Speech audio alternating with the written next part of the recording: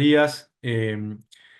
Hoy les vamos a presentar cuáles fueron los factores clave que determinaron el rendimiento de los cultivos de invierno del año 2024. Como vimos en la charla anterior, vimos que hubo un montón de factores climáticos que determinaron el rendimiento, pero acá lo que queremos hablar un poquito más en profundidad es, con la base de datos FUCREA, cuáles son aquellas variables que fueron más importantes en determinar el rendimiento de invierno 2024. Así que como objetivo de la charla va a ser básicamente poner foco en aquellas variables que que tuvieron impacto en el rendimiento de los cultivos de invierno del año pasado, utilizando la base de datos de FUCREA que tenemos desde hace varios años ya, pero haciendo foco en lo que pasó en el invierno 24. Si vamos a lo que fueron, cómo va a ir evolucionando el área de invierno de FUCREA desde el 2009, que venimos registrando información, hasta el 2024, para el año pasado nos encontramos con 26.000 hectáreas de cebada, 17.000 hectáreas de colza, 33.000 hectáreas de trigo y 7.500 hectáreas de otros cultivos. ¿Cómo fue respecto al invierno 2023? Vemos que cebada sube un 1%, más o menos se mantuvo.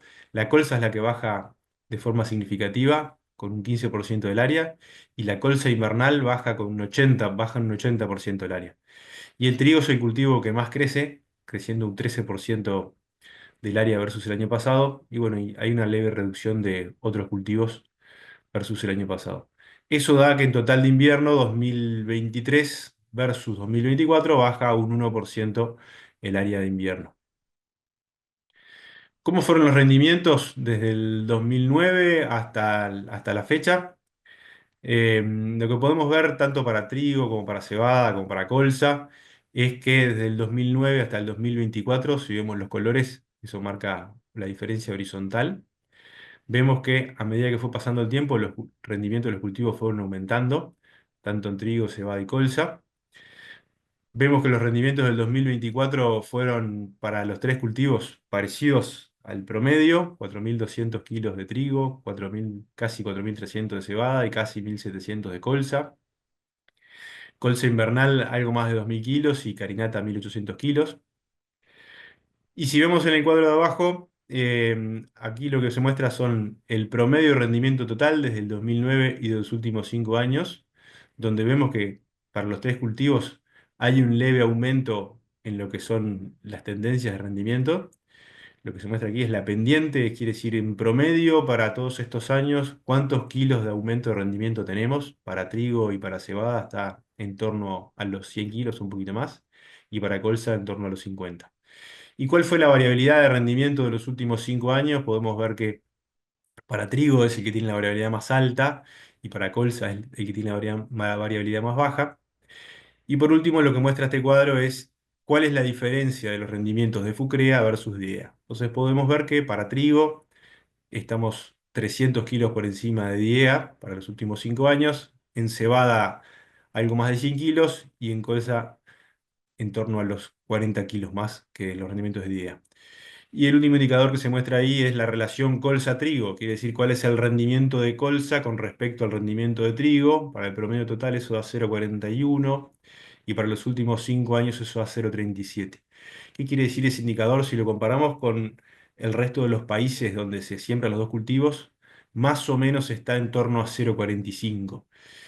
Ese valor de 0,37 lo que nos muestra es que eh, para las condiciones de los rendimientos de FUCREA, vemos que el rendimiento de colza está un poco, la relación colza-trigo está un poco más baja que en el resto de los países. Quiere decir que podemos mejorar los rendimientos de colza, que tenemos una oportunidad ahí, o que los rendimientos de trigo, por alguna razón, se ven favorecidos en las condiciones de producción de nuestro país.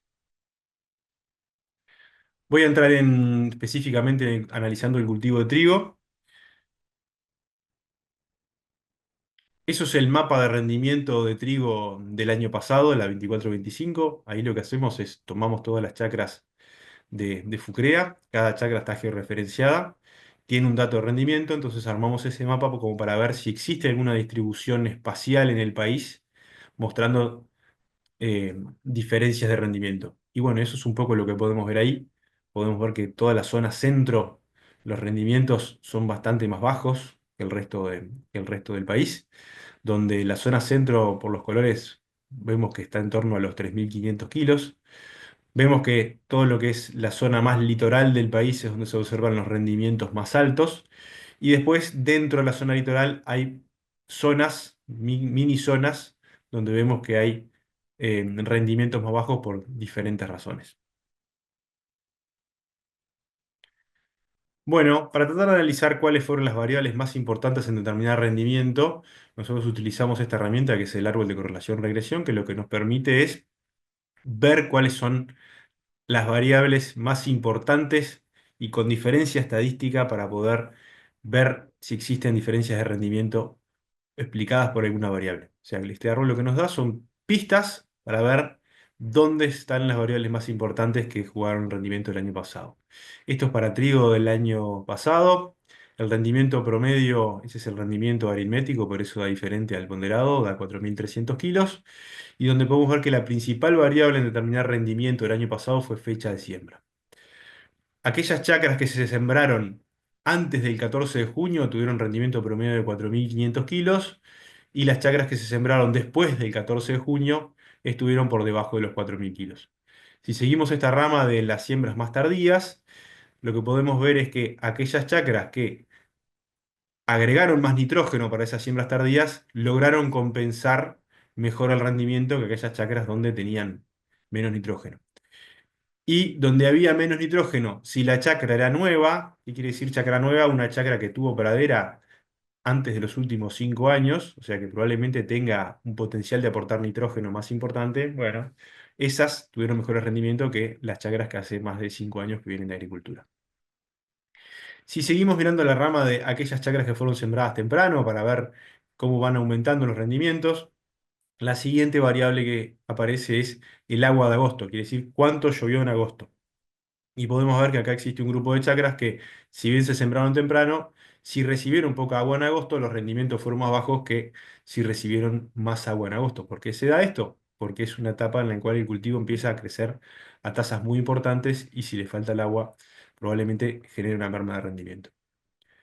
Si seguimos por la rama de más alto potencial, podemos ver que fecha de siembra tempranas con buena lluvia en agosto. La siguiente variable es el material. O sea que si tenemos buena fecha de siembra y tenemos agua y ponemos un material con más potencial, los rendimientos son más altos. Y si a su vez nos vamos a zonas donde el ambiente es un poquito mejor, como el litoral versus el centro, vemos que ahí hay rendimientos más altos. O sea que el año pasado aquellas chacras estaban sembradas temprano, les llovió bien y tenían un buen material y estaban en un buen ambiente, anduvieron en torno a los 5.000 kilos. Hablamos de la fecha de siembra como la variable más importante en determinar rendimiento del año pasado. Ese gráfico que se muestra aquí es la fecha de siembra y el rendimiento de trigo. Y lo que podemos ver es que a medida que atrasamos la fecha de siembra se observa una depresión en el rendimiento. Estos son los coeficientes del gráfico, pero básicamente lo que dicen es que a partir del 23 de mayo el rendimiento se empieza a caer de a 23 kilos por día por cada día que me atraso en la fecha de siembra. ¿Qué quiere decir esto? Si me atraso 10 días en la fecha de siembra a partir del 23 de mayo, bueno, es probablemente que tenga 230 kilos menos de rendimiento. O sea que este año en el cual las condiciones, como mostró Débora en la presentación anterior, en la siembra fueron bastante complicadas. Eso hizo atrasar la fecha de siembra y bueno, fue la razón por la cual empezamos a ver rendimientos cada vez más bajos a medida que se atrasaba la fecha de siembra. Este fue un año particular donde vemos que las siembras se fueron más tarde que los años anteriores y por eso esta termina siendo una de las variables más importantes en determinar rendimiento. Habíamos hablado de que el agua en agosto era una variable muy importante. Entonces el gráfico que se ve acá es el agua de agosto en milímetros. Acá en el caso de los que tienen riego, se suma la lluvia más el riego. Y el rendimiento de trigo del año pasado. Este gráfico muestra como que hay una leve tendencia a que cuando tenemos en torno a 60-80 milímetros de agua en agosto, tenemos rendimientos más altos. Pero a veces algo interesante de ver en los gráficos es que no solamente la tendencia es importante, sino que se ven zonas donde pueden explicar algunas cosas. Y una de las zonas que nos interesó bastante mostrarles es, si vemos este triángulo que hay aquí, no vemos puntos. ¿Qué quiere decir que no haya puntos acá? Y bueno, lo primero que quiere decir que no hay puntos acá es que a medida que tenemos más agua en agosto, de 0 a 60, 70 milímetros, los techos de rendimiento empiezan a subir. Entonces lo que podemos ver es que si nos falta agua en agosto, los techos de rendimiento son cada vez más limitados. Y después lo otro, que los rendimientos buenos, esos de 5.500, 6.000 kilos, y bueno, empiezan a aparecer cuando tenemos por lo menos 50, 60 milímetros de agua en agosto, que eso es por lo menos un volumen de agua que no nos limitaría el crecimiento cuando empieza a encañar el cultivo. A modo de, a modo gráfico, acá se muestran las lluvias de agosto y las lluvias de septiembre, las lluvias de agosto como las más importantes, donde podemos ver que aquellas zonas donde se veía en el mapa de rendimiento, como por ejemplo acá, la vuelta de Arroyo Negro, la vuelta de Rizo, que se veían focos de menor rendimiento, y bueno, esos focos se debían principalmente a falta de agua en agosto. Y después el problema de la zona centro no fue por falta de agua en agosto, sino que fue por atraso en la fecha de siembra debido a las precipitaciones de mayo y de junio. Voy a pasar al cultivo de colza. Ese es el mapa de rendimiento de colza del año pasado. Una de las cosas interesantes que se observa en este mapa es, si bien en la zona centro hay una tendencia a tener menores rendimientos que en la zona litoral, no se ve tanto degradé de colores como veíamos en el mapa de trigo. ¿Qué quiere decir eso? Que el rendimiento de colza del año pasado seguramente no está afectado por variables ambientales, sino que está afectado por alguna otra razón más allá de los problemas climáticos. Entonces vamos a tratar de analizar y explicar cuáles fueron esas razones. Para eso, aquí les muestro el árbol de colza del año pasado. El rendimiento promedio aritmético de colza fue de 1.740 kilos y la primer variable en determinar rendimiento de colza el año pasado fue el antecesor de invierno. ¿Qué quiere decir el antecesor de invierno? Quiere decir qué cultivo hubo el año anterior, el invierno anterior. Y podemos ver que el antecesor trigo es una variable muy importante donde roba un montón de kilos. Todas las colzas que el año pasado, que el año anterior tuvieron antecesor trigo, dieron 1.100 kilos de rendimiento versus todo el resto de los antecesores que dieron casi 1.800 kilos de rendimiento. Entonces, si teníamos cualquier antecesor menos trigo y habíamos agregado poco nitrógeno, menos de 84 kilos. Esas colzas dieron en torno a 1.600 kilos, pero si habíamos agregado cantidades más importantes de nitrógeno, más de 84 kilos, esas colzas estaban arriba de los 1.800 kilos. Y si habíamos agregado poco nitrógeno y además teníamos una chacra que hace muchos años venía de agricultura, esos rendimientos estuvieron por debajo de los 1.500 kilos y si teníamos chacras nuevas, pudieron compensar algo de esa diferencia de nitrógeno agregado. Bien, siguiendo por la rama donde se agregó más de 84 kilos de nitrógeno, podemos ver que la siguiente variable en determinar rendimiento es el material, donde vemos que existen materiales que si estaban bien nutridos de nitrógeno y si no tenían antecesor kilos de trigo, tuvieron rendimientos promedio de casi 2.000 kilos, y si estaban en las mismas condiciones, pero eran otros materiales, estaban 200 kilos más abajo. Si teníamos un material bueno y además teníamos un antecesor de verano bueno, como soja de primera, esas chacras estaban por arriba de 2.000 kilos de rendimiento promedio. Y si teníamos un antecesor, un material un poco inferior, si estábamos en un ambiente más potencial, en el litoral sur versus el resto, bueno, los rendimientos serán más altos. O sea que, conclusión de este árbol, las chacras que le fue mejor el año pasado tenían un buen antecesor de invierno, tenían buena cantidad de nitrógeno agregado, tenían materiales de más potencial y el antecesor de verano era mejor era soja de primera, que es mejor que soja de segunda, maíz y todos aquellos que tienen mucho más cobertura. Enfocados en el problema del antecesor trigo y el rendimiento de colza, ese gráfico lo que nos muestra es desde el año 2015, o sea, los últimos 10 años, cuál fue la diferencia de rendimiento de colza cuando el antecesor fue trigo o cebada versus cuando fue otro, cobertura, barbecho, otro más apropiado y que no pueda generar problemas para el cultivo de colza. Entonces lo que podemos ver es que las barras azules es la diferencia de rendimiento de trigo. Desde el 2015 hasta el 2024, si las chacras tenían antecesor trigo, nunca tuvieron mejor rendimiento que si el antecesor era cobertura o barbecho. Y en el caso de cebada, solamente algunos casos puntuales. Y si vamos al promedio de los últimos 10 años, ¿qué es lo que pasa? Bueno, el antecesor trigo se llevó más de 300 kilos de colza, o sea que todas las chacras que tuvieron trigo el año anterior rindieron por lo menos 300 kilos menos que las que tuvieron otro antecesor. Y en el caso de cebada parece no ser tan malo y esa diferencia de rendimiento da de un poquito más de 100 kilos. Habíamos hablado que el nitrógeno no era otra variable importante y ese gráfico lo que muestra es el rendimiento de colza en función de los kilos de nitrógeno agregados. Y lo que podemos ver es que a medida que tenemos más nitrógeno agregado, los techos de rendimiento se van haciendo más altos. Podemos ver que los promedios de rendimiento se van haciendo más altos hasta más o menos un agregado de 135 kilos.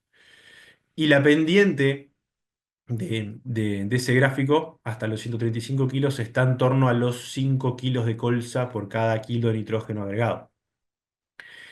¿Qué quiere decir eso? Si lo ponemos en términos más gráficos, es cada vez que yo agrego un kilo más de nitrógeno hasta los 135 kilos, tengo 5 kilos más de colza. ¿Cómo se transforma eso en términos económicos? Acá les muestro un grafiquito donde muestra la rentabilidad de agregar un kilo más de nitrógeno hasta los 135 kilos en función del precio de la urea y el precio de la colza. Entonces podemos entrar en el grafiquito y podemos ver, por ejemplo, si la colza vale $500, y bueno, puedo tener respuesta económica hasta una urea de casi $1000. Y si la colza, por ejemplo, vale $350, puedo tener respuesta económica más o menos hasta los 8, hasta una urea de $800. O sea que siempre, casi que siempre en todos los casos, salvo que el precio de colza esté muy deprimido, se ve una respuesta económica al levantar las cantidades de nitrógeno hasta los 130, 135 kilos. Y después lo otro que nos pareció importante es que gran parte del problema de los rendimientos promedio de colza que estamos viendo es que se da que existen muchos rendimientos bajos. Entonces, ¿por qué se dan muchos rendimientos bajos? Tomamos las variables más importantes que salen del año pasado y lo que hicimos fue puntuar todas las chacras una por una y les pusimos puntos. ¿A cuáles le pusimos puntos? Le pusimos un punto a aquellas chacras que tenían más de 84 kilos de nitrógeno. Le pusimos un punto a aquellas chacras que no estaban sembradas en fecha de siembra excesivamente tardía, como 10 de junio como límite. Aquellas chacras que no tenían antecesor de invierno que no fuera trigo, cebada o alguna otra gramínea como regrazo, avena. Y le pusimos otro punto a aquellas chacras que no fueran un antecesor de verano complicado, una soja de segunda, un maíz de segunda, un maíz tardío, todas situaciones donde se complica la condición de siembra. Entonces lo que podemos ver es que todas las chacras que tenían 4 puntos eran todas las que no tenían estos problemas, las que no tenían problemas de nitrógeno, no tenían problemas de fecha de siembra, no tenían problema de antecesor, y todas aquellas chacras que tenían todos los problemas. Las que dicen 0 o 1 son las que tenían todos o casi todos los problemas, que tenían mal antecesor, poco nitrógeno, sembradas tarde, y, y y esas son donde empiezan a aparecer esos rendimientos de 1200 kilos que nos bombean los rendimientos promedio. O sea que si combinamos ese tipo de cosas y forzamos la rotación y ponemos poco nitrógeno, sembramos tarde en un rastrojo de maíz o de soja de segunda, con antecesor de invierno y demás, bueno, es ahí donde aparecen esos rendimientos excesivamente bajos de colza. Y si los evitamos, y bueno, si hacemos todo esto bien, podemos tener rendimiento de colza por lo menos unos 200 kilos por encima de la media. Voy a pasar a cebada. Ahí podemos ver el mapa de rendimiento de cebada del año pasado, donde vemos que al igual que en trigo también se ven bastantes zonas donde vemos rendimientos altos y bastantes zonas donde vemos rendimientos bajos. Se ven zonas de rendimientos altos en el litoral, básicamente en la zona de Ombúes, Carmelo, Dolores. Hay un triángulo ahí con rendimientos muy altos. Se ve otra zona de rendimientos altos en norte de Soriano, norte de Flores Vemos otra zona de depresión de rendimiento también en la zona de Rodó y Rizo, otra zona de depresión de rendimiento en la zona de San José y este de Colonia, y otra zona de depresión de rendimientos en todo lo que es el límite entre el departamento de Río Negro y el departamento de Paysandú. También al tener efectos, zonas tan marcadas, podemos inferir de que existen variables ambientales que están pesando en el rendimiento. Este es el árbol de cebada 24-25, donde vemos que el rendimiento promedio aritmético es de 4.290 kilos. Y la principal variable en determinar rendimiento de cebada el año pasado es el material, donde vemos que hay materiales, hay un grupo de materiales que logra rendimientos casi 1.000 kilos más altos que otro grupo de materiales. Esos grupos de materiales que tienen menor potencial de rendimiento, si además fueron sembrados muy tarde, ese rendimiento se vio aún más mermado. Y si fueron sembrados más temprano, en aquellos casos donde había menos nitrógeno agregado, peores rendimientos se ven observados en el año pasado.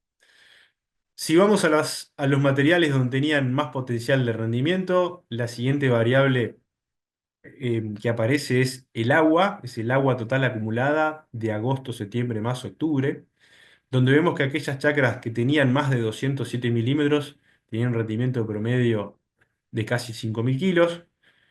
Y después, si además tenían kilos de potasio agregado mayor a 60, o sea, mayor de 100 kilos de cloruro de potasio aproximadamente es esto, esas chacras estaban por encima de los 5.000 kilos. O sea que si teníamos un buen material, teníamos buena acumulación de agua entre agosto, septiembre y octubre, y teníamos una buena cantidad de potasio agregado, bueno, esas chacras tuvieron rendimientos por encima de los 5.000 kilos.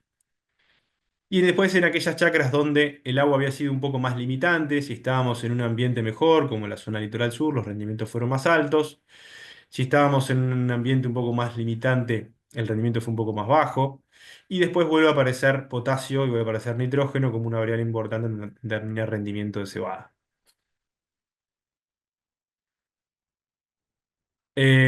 Si bien la fecha de siembra aparece menos en el árbol, nos parece una variable relevante y algo que hay que recordar, y es que es una de las variables más importantes en determinar rendimiento de los cultivos de invierno. Ahí están los coeficientes del gráfico, donde nos dice que a partir del 31 de mayo para el año pasado el rendimiento se cae de a 21 kilos por día tras una fecha de siembra. ¿Qué quiere decir esto? Que si siembro entrado junio y me atraso 20 días, es de esperar un rendimiento de 400 kilos menor a lo que podría tener si siembro en mayo, ya que la variable fecha de siembra tanto en trigo como en cebada son sumamente importantes y este año que se generaron atrasos en la fecha de siembra nos lo volvió a recordar. Y bueno, y después vimos que había una combinación, que podemos ver la combinación de diferentes otras variables. Esto lo que muestra es cuál fue el rendimiento para el caso de chacras que tuvieron agua en agosto, septiembre, octubre mayor o menor a 207 milímetros, potasio agregado mayor o menor a 45 kilos de cada uso por hectárea, y nitrógeno en kilos por hectárea agregados mayor o menor a 114 kilos. Y lo que podemos ver es que aquellas chacras, independientemente del material, que tenían buena agua en agosto, septiembre, octubre, que tenían buena cantidad de potasio y que tenían buena cantidad de nitrógeno, lograron rendimientos en torno a los 5.000 kilos. Si, por ejemplo, nos vamos a la línea 3, si yo hice las cosas bien en cuanto a potasio, en cuanto a nitrógeno, pero no me llovió bien, y bueno, en ese caso tengo mermas de en torno a los 400 kilos, o sea, no haber tenido más de 200 milímetros en agosto me roba 400 kilos. Pero si tengo toda la combinación de variables mal, si tengo poca agua en agosto, septiembre, octubre, no agregué buena cantidad de potasio y no agregué buena cantidad de nitrógeno, bueno, esas chacras estuvieron en torno a los 3.600, 3.700 kilos de rendimiento promedio. Y lo otro que quisimos medir, además de rendimiento en cebada, la calidad es algo muy importante y determina en gran parte el éxito del negocio. Lo que hicimos fue medir la calidad como porcentaje de rechazo. ¿Cómo se mide esto? Lo que quiere decir es para cada chacra, en función de la cantidad de camiones que se rechazaron, qué cantidad de kilos tenían rechazados. Si una chacra tenía la mitad de los camiones rechazados, el valor de rechazo de esa chacra es un 50%. Si tenía 1 en 10, iba a ser un 10% de rechazo y así sucesivamente. Entonces lo que hicimos fue hacer un árbol de regresión para ver cuáles eran las variables más importantes en determinar la calidad de la cebada. Y nos encontramos que en primer lugar la variable más importante en determinar la calidad de cebada es el material, donde vemos que hay un grupo de materiales que el año pasado tuvieron 13% de rechazo y otro grupo de materiales que tuvieron rechazo de cerca del 40%. Si esos materiales además tenían antecesores de invierno que llamamos A, era menos grave el problema que si teníamos antecesores de invierno B. ¿Cuáles son los materiales y los antecesores A de invierno? Cobertura, colza, pradera, verdeo, barbecho. ¿Y cuáles son los B? Trigo, cebada, avena y otro cultivo de invierno. Es otro cultivo de invierno en el cual podemos tener presión de enfermedades, podemos tener contaminación de semillación del cultivo anterior, y bueno, eso lo que genera es una peor calidad del cultivo si yo tengo cultivo de invierno como antecesor que si tengo otro antecesor diferente. Y bueno, y en aquellos materiales que tenían mejor calidad, lo que podemos ver es que la siguiente variable es fecha de siembra, donde podemos ver que si teníamos materiales buenos con fecha de siembras buenas, anteriores al 1 de junio, el rechazo era muy bajo. O sea que si queremos lograr buena calidad en cebada, primero tenemos que jugar con el material, tenemos que evitar antecesores cultivo de invierno y tenemos que tratar de sembrar lo más temprano posible. Como consideraciones finales para este trabajo, venimos de 5 años con buenos rendimientos de invierno, en un momento en el cual venimos haciendo cada vez más doble cultivo, lo cual eso es bueno, venimos intensificando más y además venimos mejorando los rendimientos de los cultivos de invierno. El segundo punto, tanto en trigo como cebada, la variable fecha de siembra siempre fue muy importante en determinar rendimiento. Cada vez lo veíamos menos porque cada vez veníamos sembrando más temprano, pero este año con un problema climático al momento de la siembra, que nos hizo sembrar más tarde de lo normal, nos volvió a recordar lo importante que es la fecha de siembra en el manejo de estos cultivos.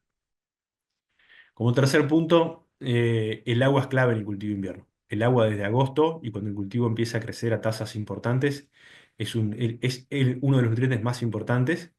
O sea que todas aquellas empresas que tengan riego hay que pensarlo bien. Si vemos que no nos viene lloviendo en agosto, el cultivo de trigo, de trigo y de cebada nos lo va a pedir.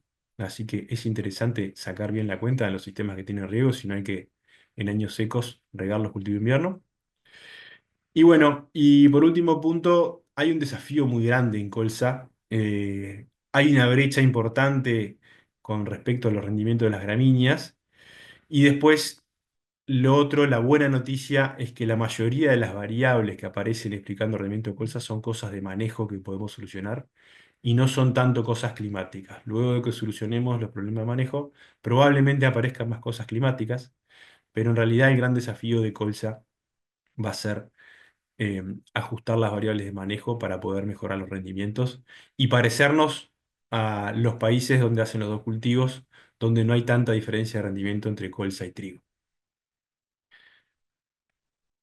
No tengo mucho más para aportarles, más que agradecerles todo este tiempo y bueno, estoy abierto para consultas.